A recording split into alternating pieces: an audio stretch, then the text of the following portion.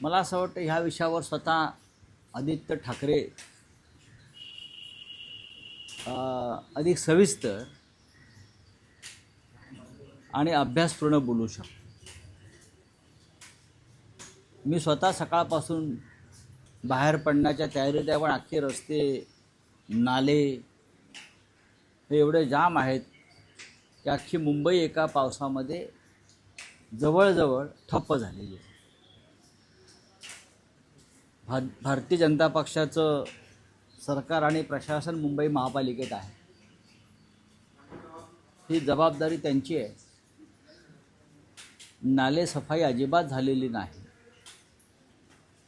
मुंबईतले सर्व रस्ते खोदून ठेवले आहेत, पत्रे लावून ठेवलेले आहेत, मेट्रोची कामं अर्धवट पडलेली आहेत. याची जबाबदारी कोणी घ्यायची? कारण जे पालकमंत्री मुंबईचे आहेत ते स्वतः एक मोठे बिल्डर आहेत. स्वतः बिल्डर आहेत. अर्धी मुंबई त्यांच्या प्रोजेक्टमुळेच खणून ठेवलेली आहे. राज्याच्या मुख्यमंत्र्यांना महाराष्ट्राच्या राजधानीत राहणाऱ्या जनतेची काही चिंता काळजी आहे की नाही? तुम्ही मुंबईमध्ये गुलाबाच्या दांडीपासून ते मुलुंडच्या चेक नाक्यापर्यंत आणि दहिसर चेकण्यापर्यंत तुम्ही पाहिलं जाऊन प्रत्येक रस्त्याला बाजूने पत्रे मारलेले आहेत. रस्त्यांची साईज त्यामुळे लहान झाली. मेट्रोची कामं अर्धवट पडलेली आहेत. रस्त्यांची कामं अर्धवट पडलेली आहेत. पावसाळ्यामध्ये काही ठिकाणी नवीन कामं ऐन पावसाळ्यात नवीन कामं काढली. मुंबईकरांनी प्रवास कसा करावा? तुमच्याकडे पोलिसांचे ताफे आहेत, ट्रॅफिक तुमचं मोकळं केलं जातं, पण सामान्य माणूस जो आहे त्याची अवस्था काय? महानगरपालिका जी आमच्या काळामध्ये 25 वर्ष आम्ही उत्तम रीतीने सांभाळली. स्वतः पक्षप्रमुख उद्धव ठाकरे हे पावसाळ्याच्या आधी बैठका घेत होते अधिकाऱ्यांच्या, नगरसेवकांच्या. यावेळेला असं कुठे काही दिसलं नाही. आता मी माहिती घेतली, मुंबईमध्ये 7 ठिकाणी पाणी तुंबलेलं आहे, अगदी भारत मातासह. आणि त्याच्यामुळे अख्खं ट्रॅफिक जे आहे हे अशा पद्धतीनं गच्च झालेलं आहे की पुढले 3 तास 4 तास पाऊस थांबला नाही तर मुंबईचे रस्ते, सर्व रस्ते जाम होते. विधानसभेचं अधिवेशन सुरू आहे. मला काही आमदारांचे फोन आले, आम्ही अजून मिटिंग आहे, पण पोचणं कठीण आहे विधिमंडळात. आत्ता जे आमदार लांब राहतात त्यांनाही पोचता येत नाही. ही अशी एकंदरीत अवस्था आहे. जे खासदार फुटले त्यांना चार्टर फ्लाईट दिली जाण्यासाठी गावाला. जे खासदार फुटले, आपण पाहिलं असेल की त्यांच्या गावाला जाण्यासाठी एकनाथ शिंदेने त्यांना जाण्या येण्यासाठी चार्टर फ्लाईटचा पास काढून दिला आहे. एक नवीन सिस्टम आहे चार्टर फ्लाईटचा. आपल्या रेल्वेचा पास असतो, बसचा पास असतो, तसं गद्दार खासदारांना चार्टर फ्लाईटचा पास काढून दिलेला आहे, पास. त्याच्यामुळे आता काय त्यांची मजा आहे, सामान्य माणूस रडेल. ठीक आहे.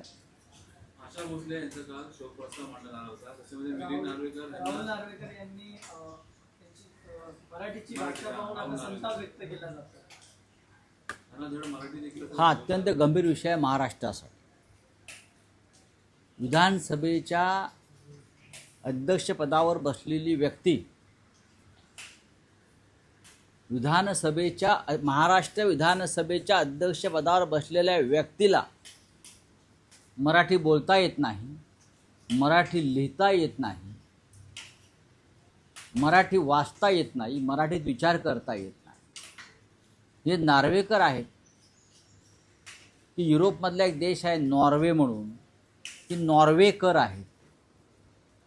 हां, याचा शोध घ्यावा लागेल. हे परकीय नागरिकता नाहीत ना नॉर्वेचे, नॉर्वे. बरं असं आहे, या महाराष्ट्रात मराठी भाषा अनिवार्य आहे.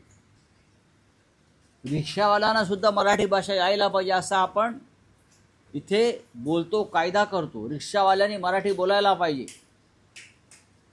हे राज्याचे मुख्यमंत्री सांगतात. महाराष्ट्रात फक्त मराठीची सक्ती राज्याचे मुख्यमंत्री सांगतात. पण त्यांनी नेमलेला विधानसभा अध्यक्षाला मराठी येत नाही, मराठीचे धिंडवडे काढतात. पद्मविभूषण स्वरसम्राज्ञी अशा भोसले यांचा शोक प्रस्ताव त्यांना मांडता येत नाही, मराठीत वाचता येत नाही. सन्माननीय राज ठाकरे यांनी जे म्हटलं की ते भेळचा कागद वाचत होते का, ते बरोबर आहे. ज्या विधानसभा अध्यक्षाला मराठी लिहिता वाचता येत नाही, मराठीत विचार करता येत नाही, ज्याच्या हृदयाची धडकनं मराठी नाही आहे, ठोके मराठी नाही आहे, असा माणूस तिथे बसवला गेला. ताबडतोब त्यांना त्यांच्या पदावरून दूर केलं पाहिजे, मराठीचा अपमान केला पाहिजे ताबडतोब. मला असं वाटतंय की कदाचित त्यांना मराठी वाचता येत नसेल म्हणून तो शोक प्रस्ताव आहे ती लिपी त्यांनी इंग्रजीमध्ये लिहून आणली होती. इंग्रजीमध्ये लिपी त्यांनी इंग्रजीमध्ये लिहून आणली होती. म्हणजे आशा भोसले यांच्या YANCHYA यांच्या अशा प्रकारे लिहून ते वाचण्याचा प्रयत्न करत होते, कारण त्यांना मराठी रोमन अक्षरही वाचता येत नाहीत, हा माझा अनुभव आहे. अशी व्यक्ती तुम्ही विधानसभा अध्यक्षपदावर बसता आणि मुख्यमंत्री छातीवर हात ठेवून सांगतात की महाराष्ट्रात सक्ती फक्त मराठीचीच.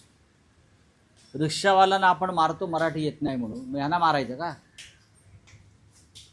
रिक्षावाल्यांना मारतो, दुकानाच्या पाट्या मराठी पाहिजेत असे कायदे करतो, मराठी तरुणांना नोकऱ्या द्या सांगतो, मग यांना मराठीशिवाय विधानसभा अध्यक्षपदाची नोकरी कोणी दिली? ज्यांना मराठी येत नाही त्यांना विधानसभा अध्यक्षपदाची घटनात्मक नोकरी दिली कोणी? ताबडतोब त्यांच्यावर कारवाई नाही, त्यांना त्यांच्या पदावरून दूर केलं पाहिजे. हा मराठीचा अपमान, हा छत्रपती शिवाजी महाराजांच्या भाषेचा अपमान. तसं असेल जर तुम्ही ह्यांना पाठबळ देणार असाल या नार्वेकरांना, जे नार्वेकर नसून नॉर्वेकर आहेत, नॉर्वे तिकडे त्यांच्या प्रॉपर्टी असतील म्हणून ते नॉर्वेकर झाले. नॉर्वेकर युरोपमधले.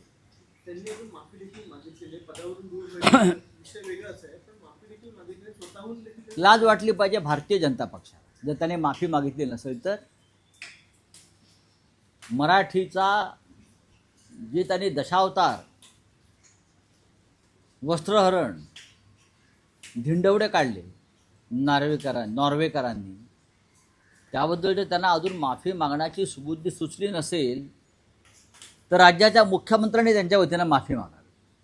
महाराष्ट्राचे मुख्यमंत्री आहेत ना, मराठी राज्याचे मुख्यमंत्री आहेत, तर नॉर्वेकरांच्या वतीनं आधी मुख्यमंत्र्यांनी माफी मागावी.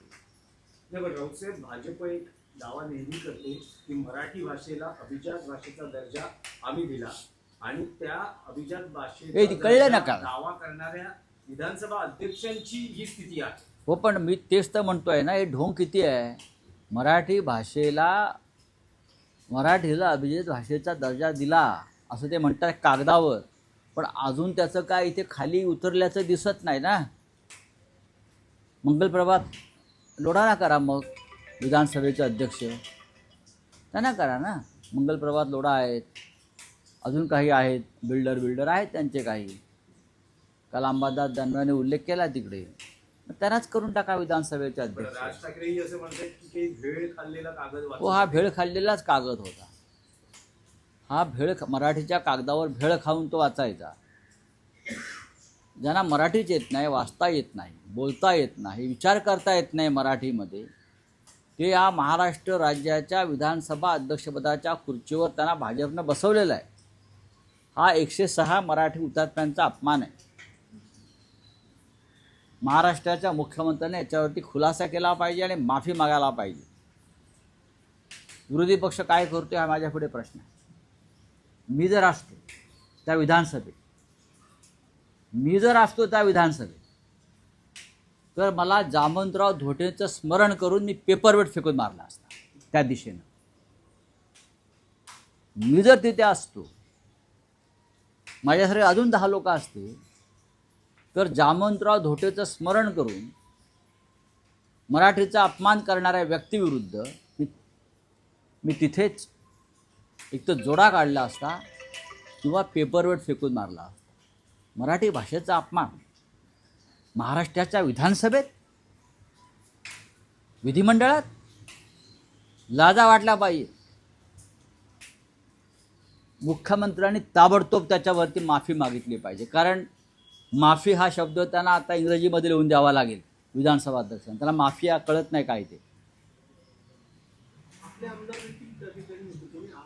मी काय म्हणतो आहे, मी कोणावरती आक्षेप घेत नाही, मी माझ्या भावना सांगतो आहे. मी जिथे असतो तर जामवंतराव धोट्यांप्रमाणे पेपर वेट उचलून मराठीचा अपमान करणाऱ्या व्यक्तीच्या दिशेने तो भिरकावला असता आणि माझा निषेध व्यक्त केला असता. मुंबई आज पहिल्याच पावसात त्या विषयावर मी बोललो आता. राऊतसाहेब आणखी एक शिंदेच्या बद्दल काही बोलतात का? कारण शिंदे सभागृहात असं म्हणाले आहेत की एक झटका आता दिलाय, अजून अनेक झटके देणार आहेत. हो, त्यांचं हलाल करू आम्ही. मग काय झटके आणि काय हलाल, कसले झटके कसले हलाल?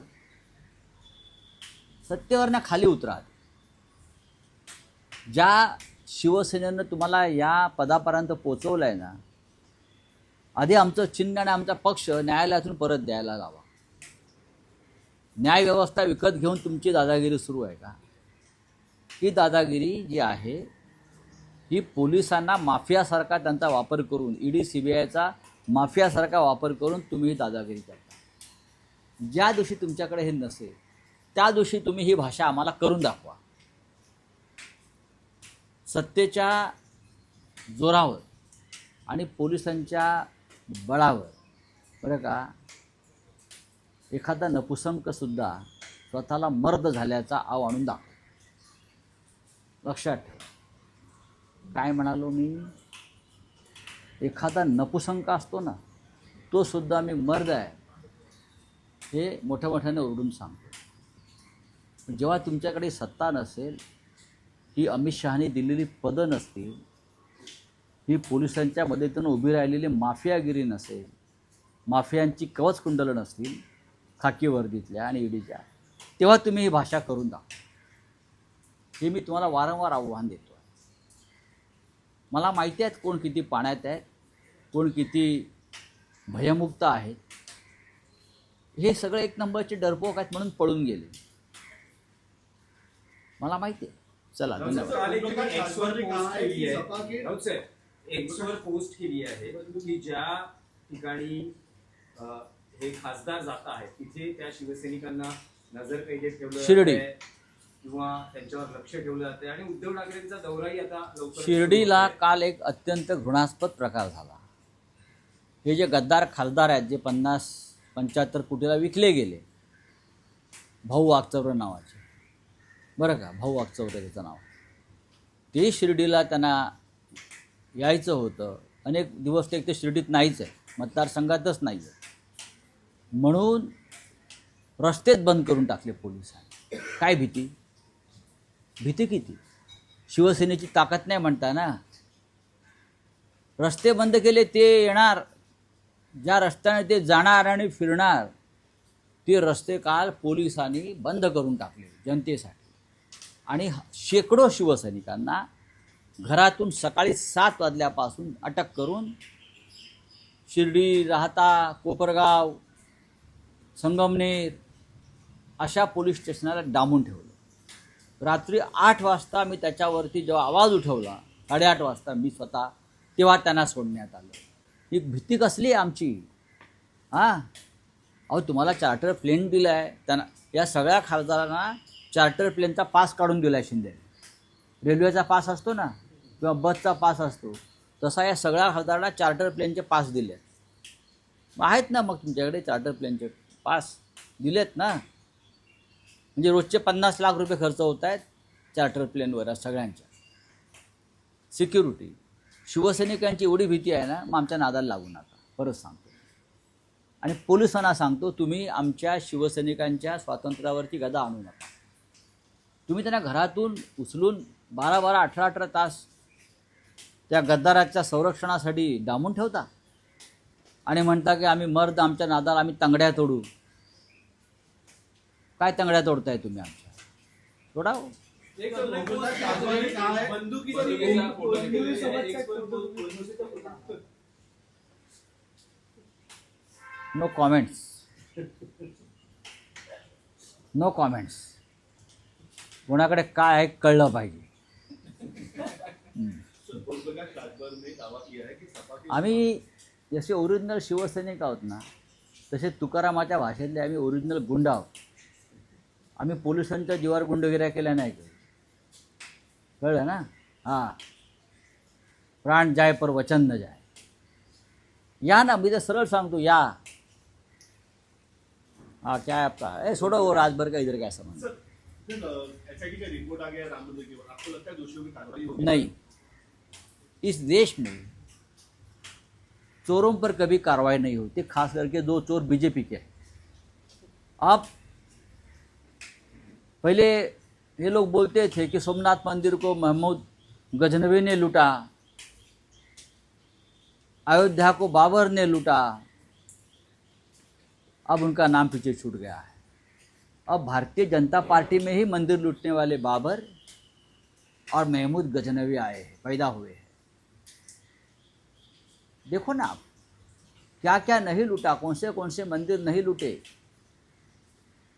महाकाल मंदिर लूट लिया उज्जैन में, वो भी राज्य के मुख्यमंत्री ने. मंदिर के विकास के नाम पर 300 एकड़ ज़मीन खाली, 50,000 करोड़ की ज़मीन है, मंदिर को लूट लिया. और जिस राम मंदिर पर हमने सबसे बड़ा आंदोलन किया, खून बहाया, वो मंदिर तो बीजेपी के महमूद गजनवी लूट रहे हैं. क्या करोगे आप? मोदी जी ने कुछ कहा, आपने सुना? अमित शाह जी ने कुछ कहा, आपने सुना? हमारे प्रिय मोहनराव भागवत जी ने कुछ कहा, आपने सुना? कुछ नहीं. सब मुंह बंद करके, कान बंद करके, आँख बंद करके बैठे हैं, मंदिर लूट रहे हैं. Thank you. शिवसेना की तरह अभी सपा के भी आमदार और खासदार है कॉन्टैक्ट में है बीजेपी के, तो क्या लगता है कि विपक्ष कमजोर कर रहे हैं इस तरीके से? तो नई बात क्या है उसमें? अब देखेंगे, जब होगा तो देख लेंगे.